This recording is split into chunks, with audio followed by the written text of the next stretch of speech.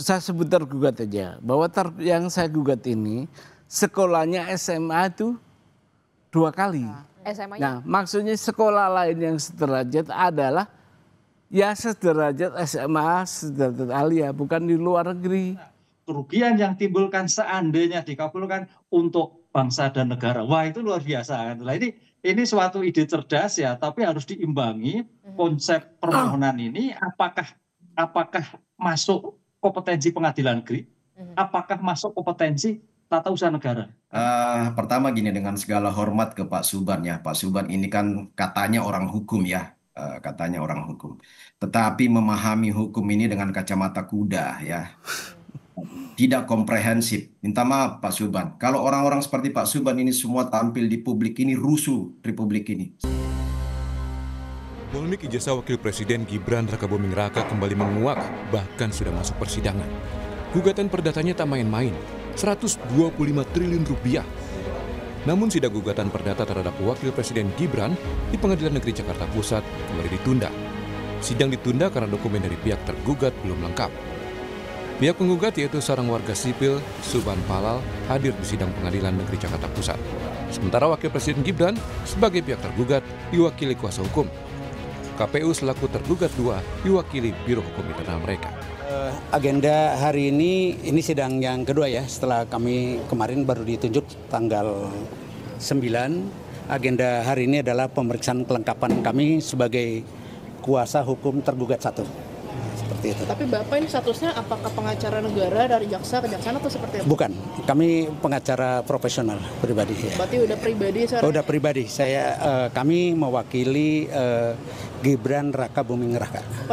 Untuk berikutnya masih tadi ada ini ya, tahapan-tahapan mediasi. Ya, mediasi. Ya. Pak Gibran datang dong Pak? Nanti kita lihat. Ya.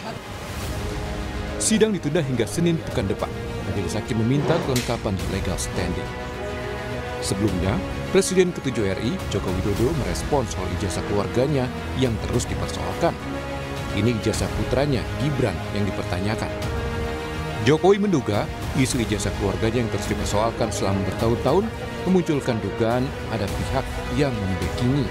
Ijazah Jokowi dimasalahkan, ijazah Gibran dimasalahkan, nanti sampai ijazah Jakarta dimasalahkan. Ya tapi ya apapun ikuti proses hukum yang ada. Ya. Masih ada kaitannya sama? Ya ini kan tidak hanya sehari 2 hari, sudah 4 tahun yang lalu sudah ada itu. Ya, kalau yang nafasnya panjang itu kalau nggak ada yang membackup kan nggak mungkin. Sementara SMA Santo Yosef Solo, Jawa Tengah membantah pernyataan pakar telematika Roy Suryo yang menyebut kalau Gibran pernah bersekolah di sana. Kepala Sekolah SMA Santo Yosef Yohanes Sudarman memastikan tidak ada nama Gibran Rakabuming Raka dalam buku daftar murid. Pihak sekolah siap bersaksi jika dibutuhkan dalam sidang gugatan ijazah Gibran yang tengah berlangsung di PN Jakarta Pusat. Gibran diketahui lulusan sekolah di Singapura. Dan selama ini belum pernah ada yang datang ke SMA Panglur Santo Yosef Surakarta. Saya siap karena itu untuk urusan ya sekolah, nama baik sekolah, kemudian juga untuk kepentingan bangsa dan negara, saya siap untuk dimintai kesaksian. Penggugat sebelumnya mempersoalkan soal Gibran yang tidak pernah sekolah SMA sederajat berdasarkan wilayah hukum Indonesia, sehingga dinilai tidak memenuhi syarat pendaftaran pada Pilpres lalu. Tim Liputan Kompas TV.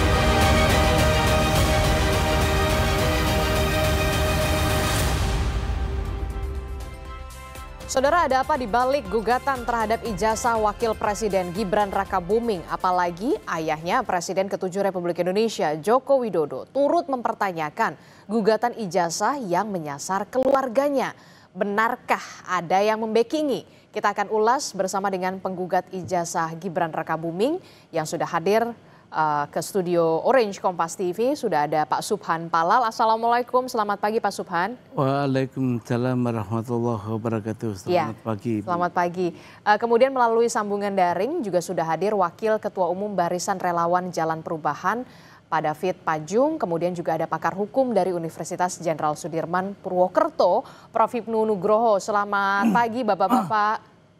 Selamat pagi Mbak Desi, selamat pagi Mas David, Pak Subhan. Selamat pagi Pak David. Iya, ini kalau kita lihat ya, belum selesai soal kisruh dan juga polemik ijazah sang ayah, Presiden ke-7 Republik Indonesia Joko Widodo. Kemudian saat ini muncul gugatan juga begitu ya kepada sang anak begitu ya, Wakil Presiden Republik Indonesia Mas Gibran Rakabuming. Nah, saya ingin tanya dulu ke Pak Suphan. Mungkin belum banyak juga publik yang belum mengetahui begitu soal apa sih sebenarnya yang digugat dan apa yang menjadi dasar Anda menggugat begitu sampai kemudian kok merasa ada yang nggak beres nih misalkan begitu ya, atau ada yang merasa ragu begitu Pak Suphan. Begini Ibu, selamat pagi rekan-rekan semuanya. Jadi gini, ada keraguan, bukan keraguan sebenarnya, ada fakta. Jadi saya membaca riwayat pendidikan calon presiden dan calon wakil presiden. Semuanya saya baca. Nah, Anda baca di mana? Saya baca di website KPU. Website KPU, oke. Pada tanggal? Udah lama ya, lupa saya. Tapi saya ada dokumennya, ada. Saya unduh itu.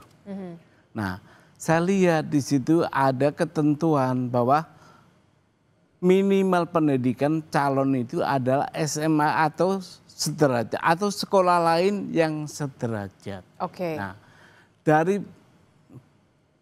penafsiran pasal itu saya cocokkan dengan calon wakil presiden yang kebetulan lagi rame dibicarakan itu. Saya lihat, oh kok nggak cocok menurut saya. Nggak cocoknya di mana? Nggak cocoknya begini, Ibu. Saya sebut tergugat aja, bahwa yang saya gugat ini sekolahnya SMA itu 2 kali. SMA-nya 2. SMA-nya 2, dibikin oleh laporan KPU itu 2 kali. Yang satu diselenggarakan di Singapura, yang satu lagi diselenggarakan di Sydney, Australia. Nah, kedua sekolah ini nggak tahu kok disebut SMA oleh pengumuman KPU itu. Oke. Sementara ada kalimat dalam undang-undang itu sekolah lain yang sederajat. Nah, apakah sekolah SMA yang di Singapura dan SMA yang di Australia ini sederajat bukan? Menurut saya itu bukan sederajat. Karena kalau sederajat itu harus melihat pasal ke atasnya. Pasal di atasnya sebelum kalimat sekolah lain yang sederajat itu disebut ada SMA, ada aliyah, ada SMK. Nah, maksudnya sekolah lain yang sederajat adalah ya sederajat SMA, sederajat aliyah, bukan di luar negeri. Karena kalau di luar negeri itu ada cara sendiri, namanya penyetaraan, dan itu wewenangnya Kementerian Pendidikan. Saya baca juga itu, apa kewenangan yang dikeluarkan oleh kementerian itu, ternyata penyetaraan terhadap ijazah hasil pendidikan luar negeri itu untuk pendidikan selanjutnya pada sistem pendidikan di Indonesia. Jadi artinya clear bahwa syarat itu nggak bisa dipakai SMA yang di Australia, apa yang di Singapura dan di Australia. Clear nggak bisa dipakai itu. Makanya saya uji ke pengadilan negeri pusat. Saya minta karena fakta begitu tuh. Itu. Bukti apa yang kemudian disampaikan ke pengadilan? Kita tahu kan ini sudah masuk ke gugatan perdata ya. Iya. Apa bukti yang Anda berikan atau ajukan ke pengadilan pada saat ini? Gini Bu, udah berkali-kali soal bukti ini, saya memiliki bukti itu seterang Ibu ngelihat Monas itu ada di Jakarta. Oke. Kenapa saya bilang gitu? Karena ini buktinya undang-undang dan peraturan KPU dan pengumuman riwayat pendidikan yang oleh KPU juga. Dan itu hampir semua orang bisa akses itu. Semua warga negara bisa mengakses itu. Jadi buktinya itu Seterang itulah kira-kira. Itu, Jadi Bu. Anda yang permasalahkan adalah soal sekolah yang di Singapura dan juga di Australia itu menurut Anda bukan termasuk sekolah lain yang sederajat. Bukan termasuk sekolah lain yang sederajat, sesuai dengan aturan undang-undang. Aturan undang-undang pemilu. Oke, itu yang kita clearkan dulu ya, kalau dari sisi penggugat begitu ya. Nah, saya ke Prof. Ibnu dulu, karena kan ini masuknya ke permasalahan hukum ya, sebelum saya ke Pak David. Prof. Ibnu, bagaimana melihat penjelasan dari penggugat Pak Subhan ini yang menggugat Wakil Presiden Republik Indonesia, Mas Gibran Rakabuming, soal ijazah ini, ijazah Mas Gibran? Tanggapan Anda, respon Anda setelah mendengar penjelasan ini. Terima kasih. Ya, selamat Pak Subhan ya. Ya, selamat Pak Ibnu. Pak Subhan teliti sekali ini melihat sampai detail tentang persamaan SMA. Memang betul bahwa di pendidikan itu ada penyetaraan. Makanya kualifikasinya nanti betul bahwa SMA yang ada di Singapura itu dikti harus dihadirkan Pak Subhan, bukan dikti ya, Dikdasmen mungkin ya, pendidikan menengah, ya Dikdasmen dihadirkan. Apakah kualifikasi itu masuk kualifikasi SMA? Itu yang pertama. Yang kedua, kalau itu memang tidak, berarti konsep yang diajukan Pak Subhan itu masuknya sebagai perbuatan melawan hukum. Nah itu. Jadi ya tidak salah kalau diajukan di Pengadilan Negeri Jakarta Pusat. Nah, tapi Pak Subhan mungkin perlu juga belajar dari kemarin terhadap gugatan-gugatan terhadap bapaknya. Apakah ini masuk kualifikasi PMH Pengadilan Negeri ataukah tidak? Nah ini yang saya kira juga pasti belajar dari kemarin, jangan sampai usaha Pak Subhan membuktikan. Karena kan dalam hal konsep perdata itu barang siapa yang menuduh harus membuktikan. Lah yang membuktikan itu harus clear nanti gitu loh. Termasuk kerugian yang dimintakan. Itu luar biasa Pak Subhan. Luar biasa gini Mbak Adisa. Kerugian yang timbulkan seandainya dikabulkan untuk bangsa dan negara. Wah itu luar biasa. Nah, ini suatu ide cerdas ya, tapi harus diimbangi konsep permohonan ini apakah masuk kompetensi pengadilan negeri, apakah masuk kompetensi tata usaha negara. Karena kita melihat ijazah tadi, kualifikasi ijazah. Tapi kalau dilihat perbuatannya oke. Tapi kalau dilihat dari diujinya itu ijazah lah. Oleh karena itu penggugat harus betul-betul membatasi ini yang dimati yang mana gitu. Mudah-mudahan ini juga menjadikan pembelajaran bagi siapapun rakyat Indonesia yang masih ragu-ragu ijazahnya untuk dibenarkan atau untuk dibetulkan sehingga tidak terjadi ketika yang seperti ini ya, sudah menjadi pejabat diurek-urek terhadap ijazahnya. Itu Pak Adisa. Oke, ini juga kami ingin mengonfirmasi apa yang kemudian menjadi alasan dari Pak Subhan begitu ya untuk melakukan gugatan perdata ya masuknya ya, bukan ke PMH ke TUN ke Pengadilan Negeri. Ya, apa yang menjadi pertimbangan Anda? Gini, itu tadi menarik Pak Ibnu bilang bahwa gini Pak Ibnu, sekalian saya jawab Ibu ya.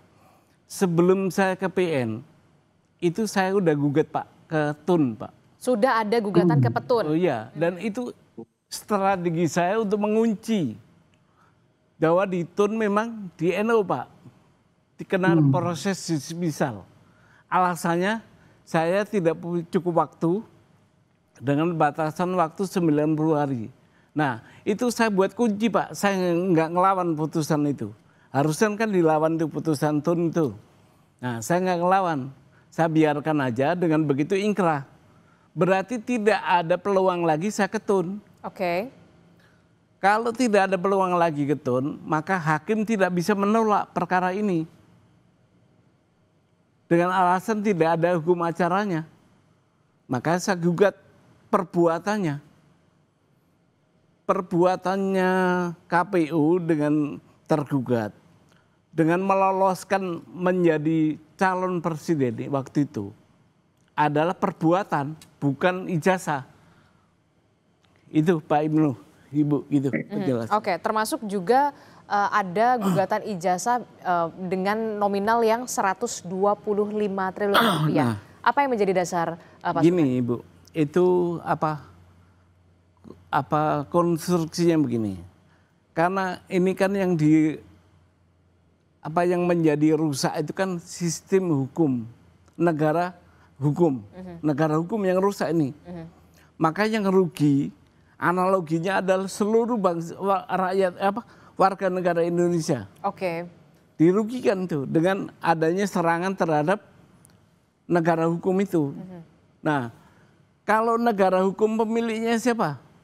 Warga negara.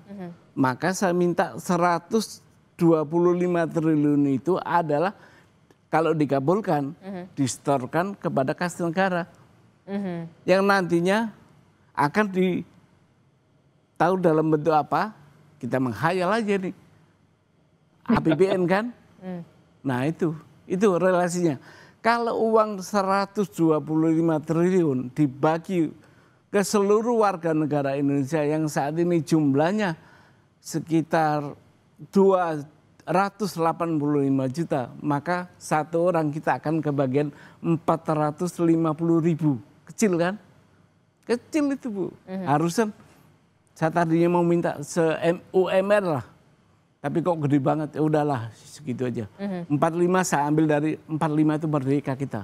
Oke, saya ingin tahu juga respon dari Bara JP melihat penjelasan yang sudah diutarakan oleh Pak Subhan terkait dengan gugatan yang diajukan oleh Pak Subhan soal ijazah dari Wakil Presiden Republik Indonesia Gibran Rakabuming setelah kita tahu sebelumnya begitu ya ijazah Pak Jokowi juga belum selesai begitu ya kasusnya. Bagaimana respon Anda, Pak David?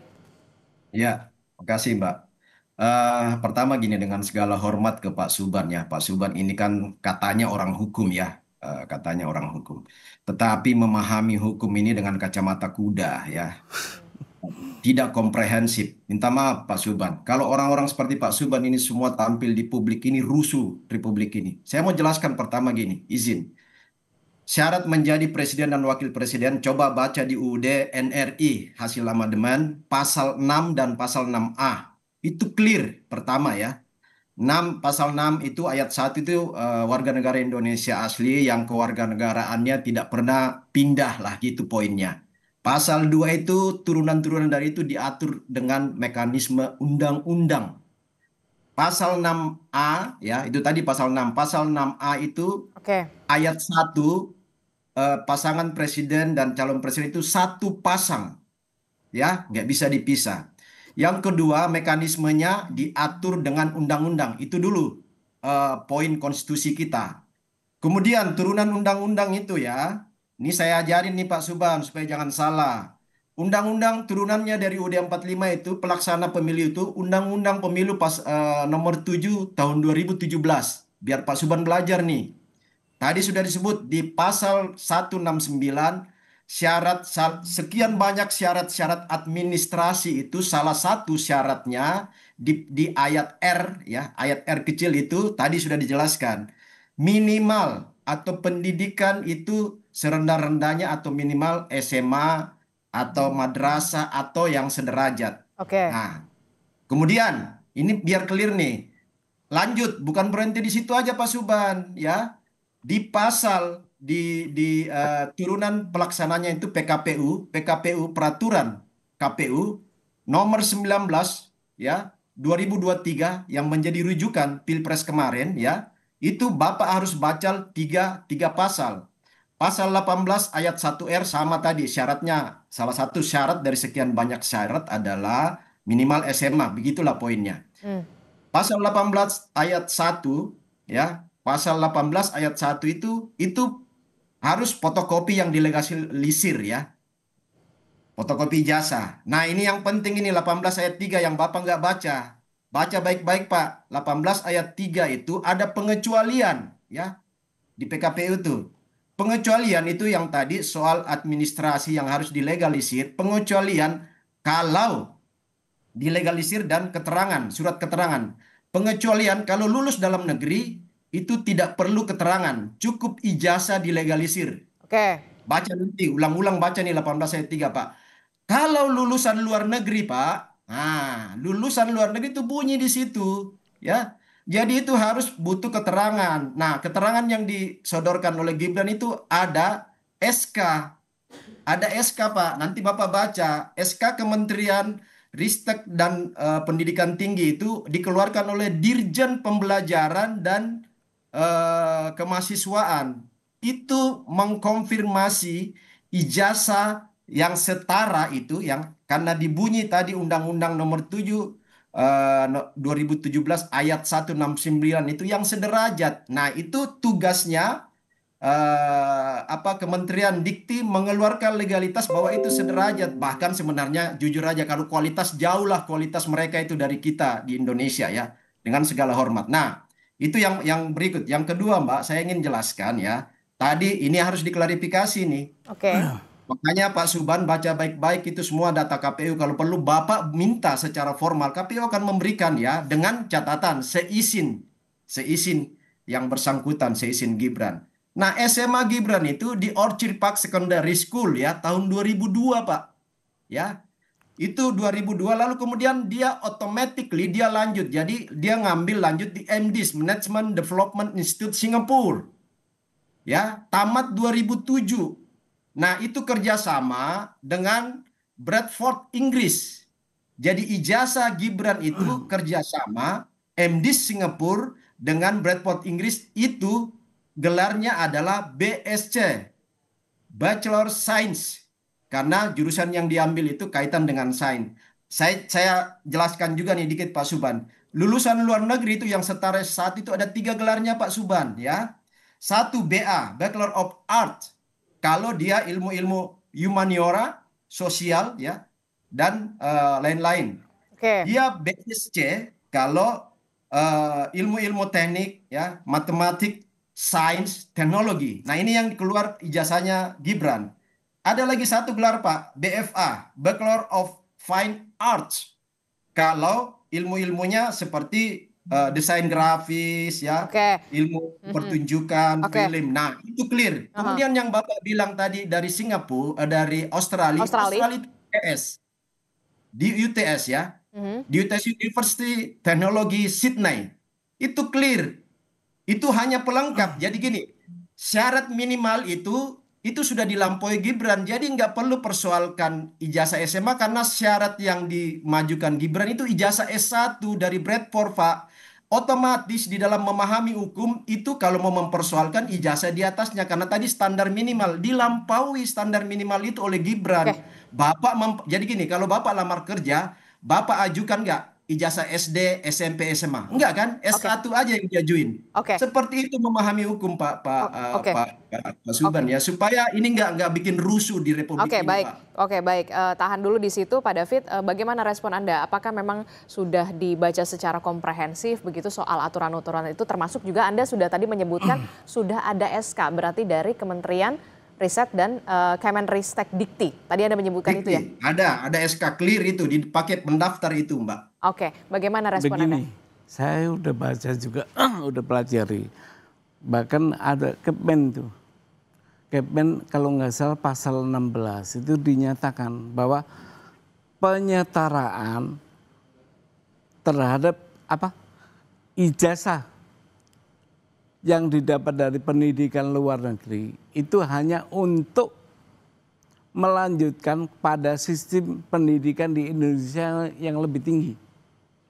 Clear? Nggak bisa dipakai. Untuk apa? Untuk jabatan.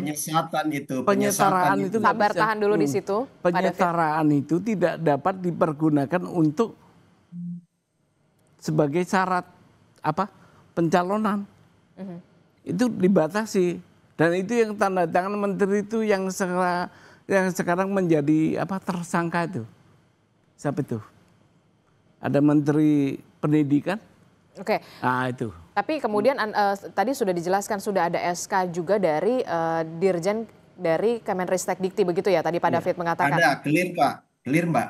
Masuk ke KPU itu. Nah, bagaimana kemudian Anda melihat ini? Tapi gini, saya tidak melihat itu sebagai suatu pembenaran untuk apa? Karena Kepmennya bilang begitu. Mau ada banyak. Dan undang-undangnya bunyinya sekolah lain yang sederajat. Apakah sekolahnya Gibran yang di Singapura dan Australia itu masuk kategori sekolah lain yang sederajat? Kan nggak masuk. Nggak masuknya di mana? Dengan membaca Kepmen tadi. Oke, baik. Ini kita permasalahan ini kan juga kita juga berharapnya juga ada dari perwakilan dari kementerian begitu ya untuk bisa menjelaskan ini juga secara clear begitu ya, termasuk juga KPU gitu ya kalau misalkan ini kalau memang mau didalami lagi. Tapi kemudian begini, saya mau ke Prof Hipnu dulu. Prof Hipnu, dari Anda, dari pandangan hukum Anda, bagaimana dengan penjelasan dari Pak David yang sudah dijelaskan begitu dengan juga yang sudah dijelaskan oleh Pak Subhan begitu. Langkah hukum yang nantinya mekanismenya akan seperti apa? Ini kan gugatan secara perdata. Apakah bisa nanti akan dipanggil ahli atau bagaimana, atau konsultasi dengan kementerian terkait atau KPU, bagaimana Anda melihat ini dari sisi hukum? Iya, gini Mbak, memang ini menarik ya. Jadi ini kalau sudah nanti sampai pada pembuktian. Sampai pembuktian. Oleh karena ini kan dalam konsep perdata itu kan mencari kebenaran formal. Oleh karena itu kalau yang diperdebatkan tadi Pak Subhan, kemudian tentang korelasi ijazah sederajat. Saya kira ini yang paling berkompeten adalah Kementerian Dikti yang akan menjelaskan. Memang dulu pernah di web atau di mana ibu sebelaran medsos itu sudah ada kesetaraan yang sarjana muda itu Mas David itu sudah ada lah. Lah itulah yang saya kira nanti karena kebenaran formal itu wajib dihadirkan. Apakah ini salah, apakah ini keliru, apakah iya. Dengan demikian nanti dalam hal pembuktian ini menjadi clear karena ini pembuktian formal. Oleh karena itu yang pertanyaan begini Mbak, ini pertanyaan yang Pak Subhan betul ada juga menarik, apakah SMA bisa lanjut ke perguruan tinggi? Ini perdebatannya itu kata Mbak salah kalau saya dengar loh. Tapi Mas David betul bahwa ijazah ya terakhir, kalau terakhir clear. Saya kira itu pernah membaca, pernah melihat lah dalam suatu medsos, oh ini ijazah seperti ini. Nah, sekarang pertanyaannya kan gitu kan Pak Subhan, saya melihatnya keterangan sebagai bentuk apa itu kaitannya dengan kondisi yang derajat. Itu yang saya kira kewenangan dikti yang akan menjelaskan. Sehingga diktilah yang wajib dihadirkan untuk memperjelas bukti-bukti apa yang disampaikan oleh Pak Subhan dan bukti-bukti yang diajukan oleh Pak David.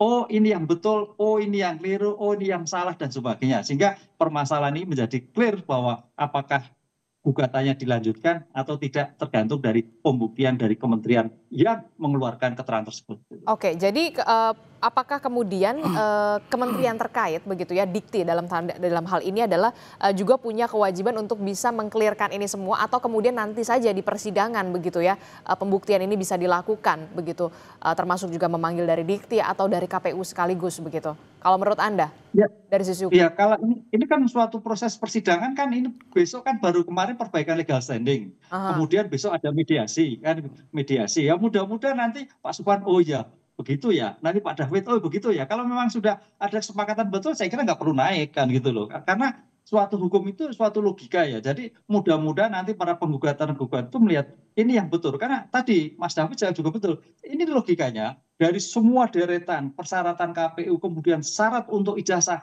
diklirkan semua, saya kira sudah clear. Jadi jangan sampai nanti kita itu habis tenaga. Tapi kalau memang Pak Subhan punya data-data, karena konteks perdata itu barang siapa menurut pembuktian, itu yang juga harus dijawab oleh Pak David. Nah, oleh karena itu antara jawab di Nafap itu perlu data tengah, yaitu Kementerian Pendidikan untuk menjelaskan ini yang betul, ini yang keliru. Gitu, Oke, saya berharap Kementerian Pendidikan juga bisa menonton ini dan menyaksikan ini, jadi bisa diklirkan begitu ya, supaya juga bisa lebih jernih dan juga lebih tidak sampai berlarut-larut semakin panjang begitu ya. Anda setuju mungkin Pak David dan juga Pak Subhan. Tapi kemudian karena ini sudah terlanjur mencuat begitu, sampai kemudian Presiden ke-7 Republik Indonesia Pak Joko Widodo sampai mengatakan kalau nafasnya panjang ada yang membackup. Benarkah? Siapa yang membackup? Tapi jangan dijawab dulu Pak Subhan, kita akan temukan jawabannya. Tetaplah bersama kami di Sapa Indonesia Pagi, kami akan segera kembali.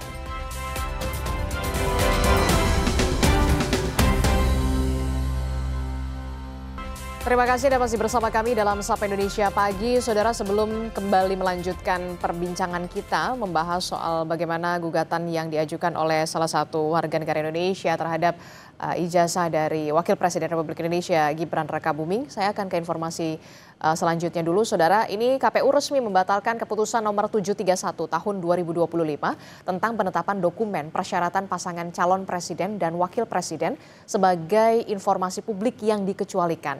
Ketua KPU Muhammad Afifuddin bilang, menerima banyak masukan dan juga kritik publik atas keputusan yang diambil. Akhirnya, saudara, KPU ini memutuskan untuk membatalkan keputusannya yang menutup 16 dokumen syarat pendaftaran calon presiden dan calon wakil presiden sebagai informasi yang tidak bisa dibuka untuk publik.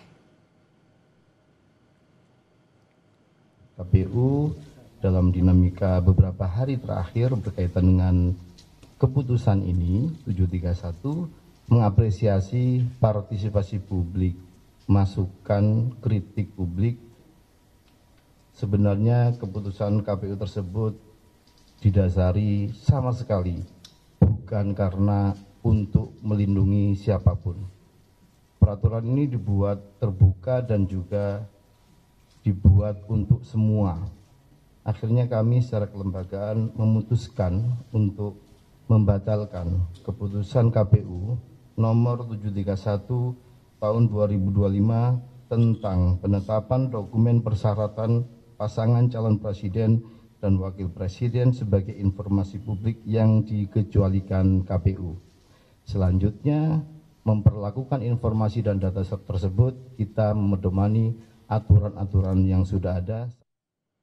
Nah, itu tadi kita sudah melihat bagaimana keputusan KPU yang akhirnya juga dibatalkan terkait dengan 16 dokumen yang sebelumnya ini dikecualikan untuk bisa dibuka publik begitu ya.